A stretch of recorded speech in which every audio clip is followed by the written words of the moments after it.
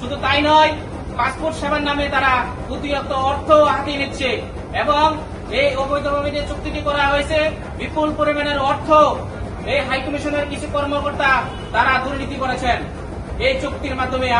আমরা বলতে চাই যে হাইকমিশনের গোলাম কাস্তুদ্দিন সহ এই সিন্ডিকেটের সাথে যারা জড়িত আছেন তাদেরকে অবিলম্বে এখান থেকে প্রত্যাহার করে তাদের বিরুদ্ধে আইনগত ব্যবস্থা নিতে হবে। অন্যথায় আমরা ঘোষণা দিচ্ছি যে পুনরায় আমরা এখানে আসতে বাধ্য হব অথবা এই হাই কমিশনে আমরণ আনুষ্ঠানে বসবো। যতক্ষণ পর্যন্ত এই খাস্তগিরকে এখান থেকে বহিষ্কার না করা হবে ততক্ষণ পর্যন্ত আমরা এখান থেকে যাব না ইনশাআল্লাহ। আমরা মালয়েশিয়া প্রবাসীদের বাইরের সহযোগিতা চাই, আপনারা যেন আমাদের পাশে থাকেন এবং আমরা সুন্দর সুস্থভাবে পাসপোর্ট সেবা যেন পাই। অন্তর্বর্তী সরকারের কাছে আমাদের আবেদন থাকবে যেন হাই কমিশনের মাধ্যমে আমাদেরকে পাসপোর্ট সেবা দেওয়া হয়। আমরা অন্য কোনো কোম্পানির মাধ্যমে পাসপোর্ট সেবা নিতে চাই না।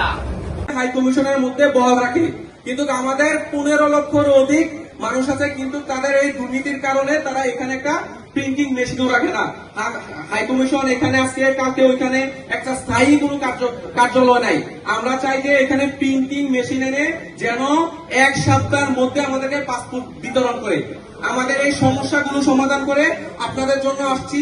আপনারা আমাদেরকে সহযোগিতা করবেন ইনশাআল্লাহ।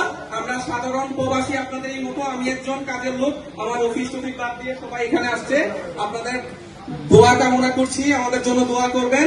আর আপনারা যে যার অবস্থান থেকে আজকে প্রতিবাদ করবেন যে এই যেন ইএসকেএল বন্ধ হয়। এই দুর্নীতিগ্রস্ত হাইকমিশন যারা আছে, শামীম হাসান, খুরশেদ আলম কষ্টগীর, পররাষ্ট্র সচিব জসিমউদ্দিন, তাদের আমরা প্রত্যাহার চাই আর একটা পাসপোর্টের সুন্দর সেবা চাই হাইকমিশনের মাধ্যমে লোকবল দিয়ে। আপনারা আছেন তো আমার সাথে?